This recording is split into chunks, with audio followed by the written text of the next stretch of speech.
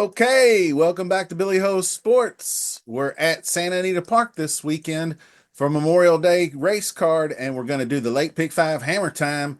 Right now, I just finished up the Hollywood Gold Cup preview video. We drew for the winner of the Split the Pot contest. So I will announce that later on in the video. Stick around for that.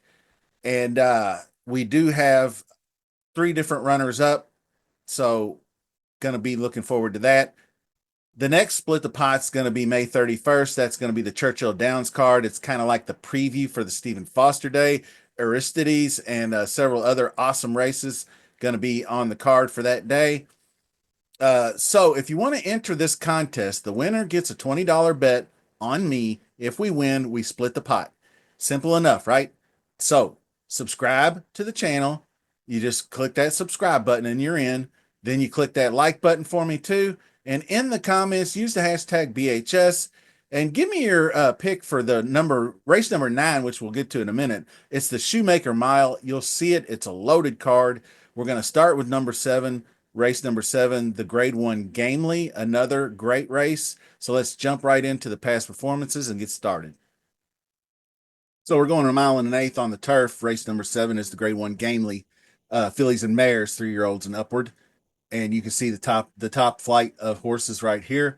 We're going to get to it. I'll have some thoughts. Lady Claypool starts us off. Richard Baltas and Tiago Pereira.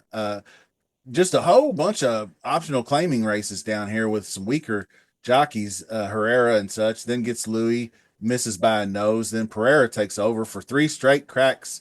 And they finally, I think the light bulb must have gone off somewhere along the way because the horse finally woke up. And then they said, let's go for the mile and a quarter on Santa Anita good turf. And just really took over in the stretch and got it done.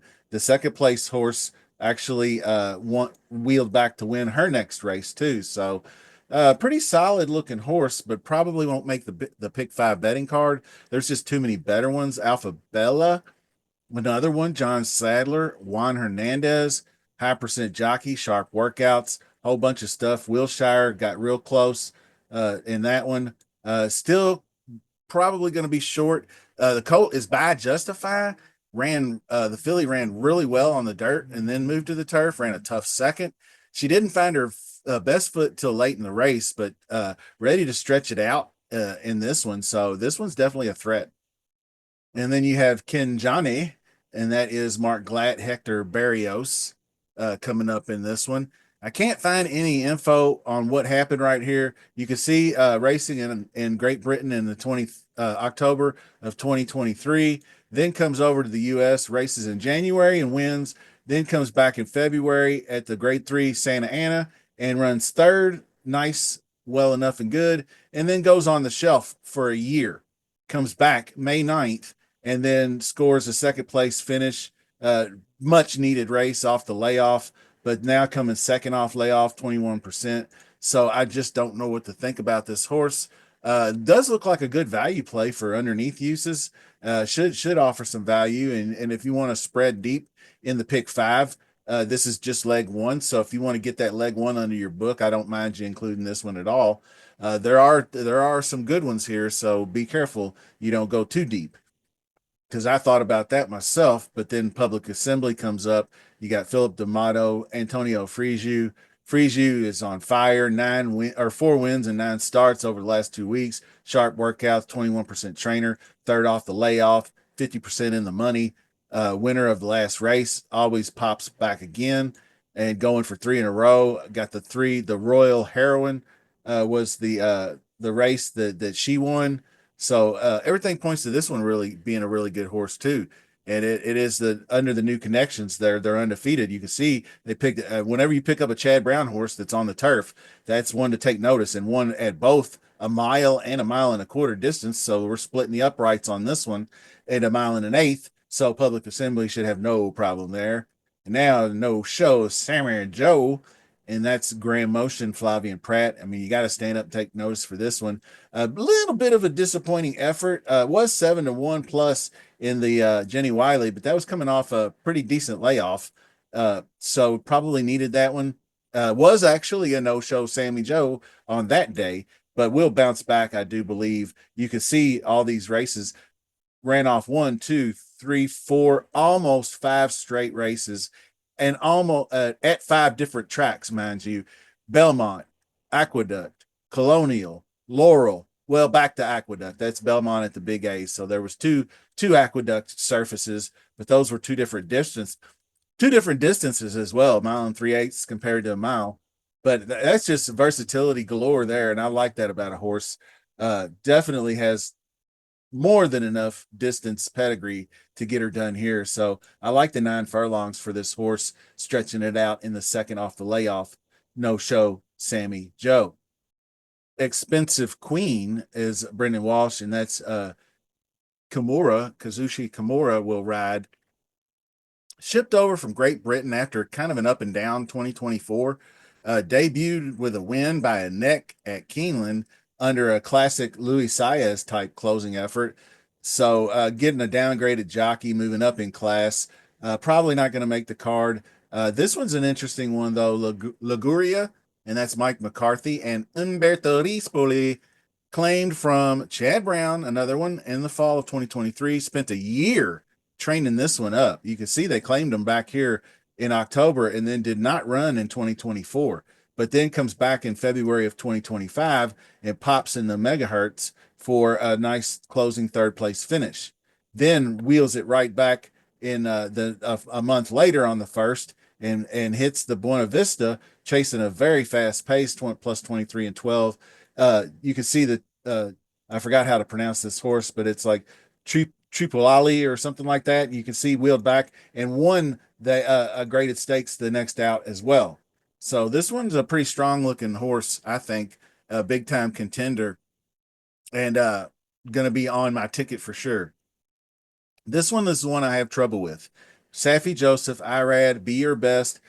Looks good on paper. Got the big time breeding, big time pedigrees from Great Britain, and the broodmare sire is Medaglia d'Oro, which I also like. And then just really didn't show up at the Jenny Wiley coming off the break, but got kind of outrun early, kind of ran out of gas and faded away. So that is kind of concerning in my book too.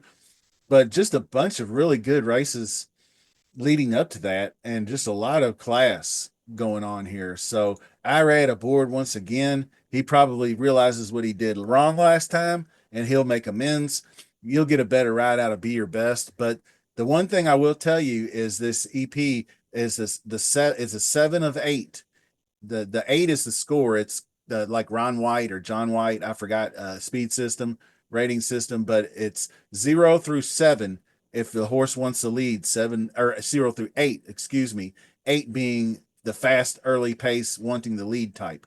So amongst this group, then Be Your Best is going to be probably about the highest with a 7. Then you have Where's My Ring, which was kind of a Peter Miller, Mikey Smith, this former Kentucky Oaks contender, trying the turf once again. The first time didn't go too well. I don't like it at all here. It's a complete toss for me, even though it's third. If they beat me, they beat me. I just didn't see anything. Peter Miller coming over. You can see all the outside posts, poor graded stakes. No thanks, off the ticket. Where's My Ring? Now, this is what we're looking at right here. It's pretty spread out, 27 races at 9 furlongs, and you have a little bit more, 66% is coming from off the pace. That's what I'm looking at. That's why I kind of wonder about the number 8, Be Your Best, being a 7 of 8 as far as being a closer. And then you have Ligura, who's 0, and also Ligura, Rispoli, we know he can ride the turf, and we know how he can get up inside and find his space. The runner up, like I said, Tirupati, I believe is that, won the Grade 3 Wilshire Stakes next out. The third place horse in that race was Rashmi, and he previous to that race won the megahertz, so beating Ligura. And Ligura flipped the script on him. You can see right here in Buena Vista. And I think this horse is moving onward and upward. So very much a threat, very much on the ticket, as is number 5, No Show Sammy Joe. So we're going to go 5, 6, and 7 in the first leg of the pick five, and that is going to be No Show Sammy Joe, Expensive Queen, and number 7 Liguria. That is your first leg of the pick five. Let's move on. Race number 8. We just released the video on the Hollywood Gold Cup, so check that out. So I'm just going to kind of briefly summarize what's going on here, and it's going to be probably number 5 Skippy on the ticket, and I'm going to go also with the number 4 horse. I believe Extensive fired 3 straight solid works, and the win looks prime for a possible upset. I like Tarantino to be out in front and will probably be comfortable tracking Midnight Mammoth in this race, but I just don't think he's going to be there for the win. He just doesn't win all that often. He hasn't won since he was in the optional claiming ranks. So I'm going to pass on the win on the inside, and then I'm going to pass on all these. But I love the Pratt McCarthy. Maybe it's chalky, maybe it's not. I don't know. But Extensive. Then you got Skippy. So 4, 5, and I'm going to throw in Arrow the Great just in case this horse fires.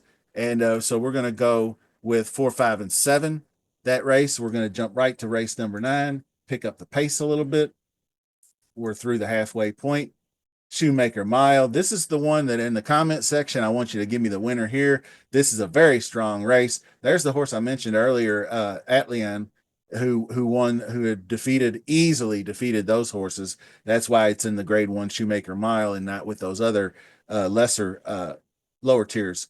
So SEAL Team would be better off in that other race, in my opinion. Just a good graded stakes horse, but not on this level. Richard Mandela, Juan Hernandez. I'm going to pass. Tick below. There's Atlian. That's John Sheriff's. Antonio Frigiu. I got something to say about that too in this race, because you can see Hector Barrios rode this horse for almost every mount and just now starting to pop. And he decides to jump off for another horse in this race. So I wonder about that sometimes. So I might be passing on Atlian, even though it's first in prime power. I don't think it's that big of a leap because you can see how close they are. I like a couple other ones here better. Seminole Chief is not going to get there for me either. Irad aboard, Jack Sisterson, fine. King of Gosford, Philip D'Amato, Flavian Pratt. This one just looks really strong to me. 4-year-old colt dialing in that 8 furlong distance, maybe becomes a specialist. I don't know, but the debut went right with the pattern. And what I noticed was you could see 3 straight wins off the form cycle, and then takes a break. Comes back in July, runs 6th. Then the second off the layoff pops for a close second in the La Jolla.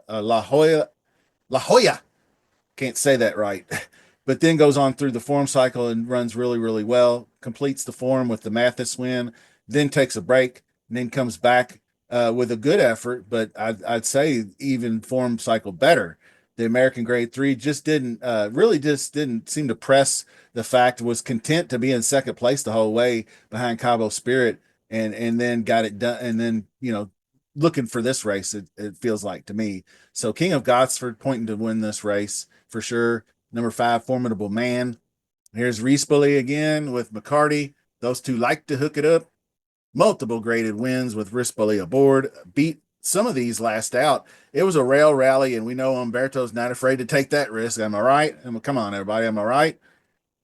All right. Formidable Man's on the ticket. And Zio Joe, another one of those, just a tier below SEAL Team level kind of horse. Does have some good results in some grade 1 and grade 2 stakes races, but just not going to get there for me. Doug O'Neill. Here's mi hermano Ramon. And this is the one Barrios hops over. He rode him one time. He must have really liked him in the Seabiscuit at Del Mar, because he is back over ready to ride this horse again. And it's Mark Glatt. I guess Mark Glatt coaxed him into doing it. He saw something here in this in these races that, these were really, really tough races. And yeah, he didn't do so well in the kill row. And yes, Zio Joe was better in the kill row, but sometimes it bees like that. I like mi hermano Ramon. I will be keeping a close eye on it. If he can get back to that late November, December form that I showed you right here, these 2 races gets back to that form, 99 is right there where you want to be. So that's the one I like. Cabo Spirit, I think, is the opposite. I think he pops every now and then to win a race. I don't feel it here at all. Too much front running speed for me on this one. Frankie Dettori, I've lost kind of faith in, be honest with me. Be honest with you, I should say, rather. 27% in the money on the turf. That's piss poor. He was winning everything. He kind of feels like he's a pitcher or a quarterback that they got some film on now and they know how to ride against him because he can't win anymore. I don't really know if that's true or not, but it just feels that way. So I do like the two Attilian. I do like number 4, King of Godsford, number 5, Formidable Man, number 7, Mi Hermano, and Rispoli 2 wins in 4 years at this race. So Rispoli has got to be on the ticket. We're going 4, 5, 7. So I'm going to toss the two, and we're going to go King, Godsford, Formidable Man, and Mi Hermano Ramon. Race number 10. Jump on it. And this is where it's going to get a little bit dicey. We're out of the stakes and into the poop range, kind of 5.5 furlongs, maidens, fillies, and mares restricted, blah, blah, blah on the dirt. Don't really know. I just, these races to me, I just almost just go right by first time starters if there's other horses in the race. I tell you what, the Vronsky sire is really good for sprinters. The chosen Vron is a son of Vronsky, so this is a half sibling Vronaway. So that's kind of an interesting one. I will keep an eye on the first race, but I'm not putting it on the card. Now you got to start to get some experiences. First Lasix for Reckless Ride, but I don't like the connections either. This one is interesting to me. OJ Jamiroquai. I always want to say Jamiroquai when I see that, but anyway, Espinoza rides again for the third time, and this horse is barking up the right tree. Started at 6.5, got fourth, then went to 5.5, just missed the maiden by a neck, but we'll be back. I think versus similar. I like this horse. It's going on the ticket as a single, number 4. Beat Tapita Leia badly. This race, it was a 2 horse race. The third place horse was well back, as you can see, 4 lengths plus. So I'm going to toss that one. I don't like much of these other ones. A lot of them first time starters. We're just going to single the 4 and just hope for the best here. You can spread if you like, but I just don't know enough about these horses. First time starters are a bitch. So we're going to go with what we know. And then we're going to polish it off with a little bit better of a race. Mile on the turf, still maidens, but these are for 3, 4, 5 year olds, California bred or sired maidens. So there's some decent ones. I will get to that 14 in a minute. Number 6, Winning Patriot, was the first one that stood out. The rest of these didn't look like much to me, but did get second place in this race, and was with the another horse that I'll mention here in a second. Carla Gaines, Ricardo Gonzalez, 75 is a good speed rating for this horse, and really a fast pace going a mile on the turf. So was able to hang in there pretty good.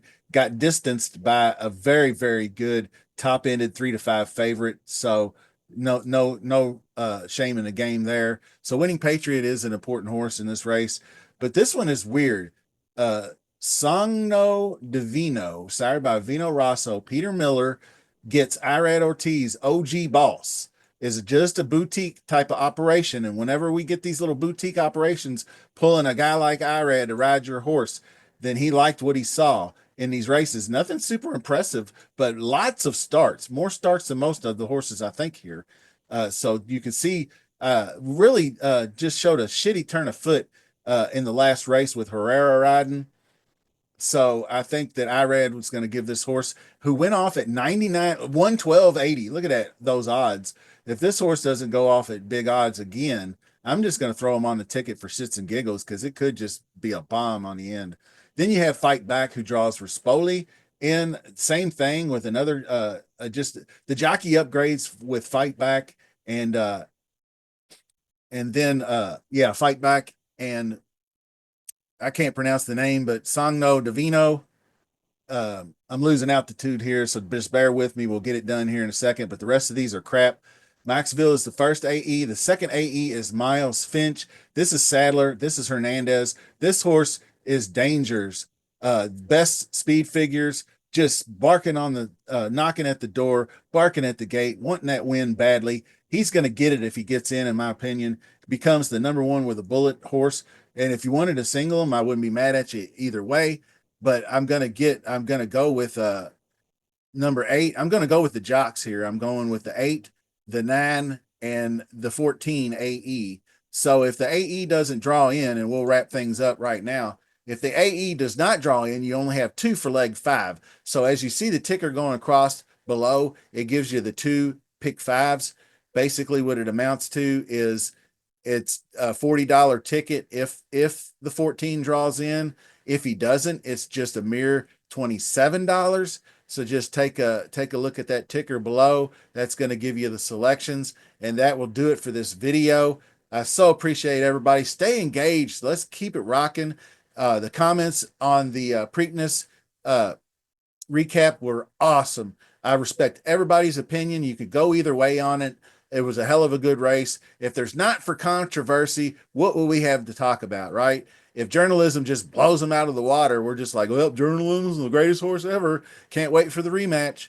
But at least we had something to talk about. I enjoyed the discourse with you all as always. So till next time, we'll see you soon.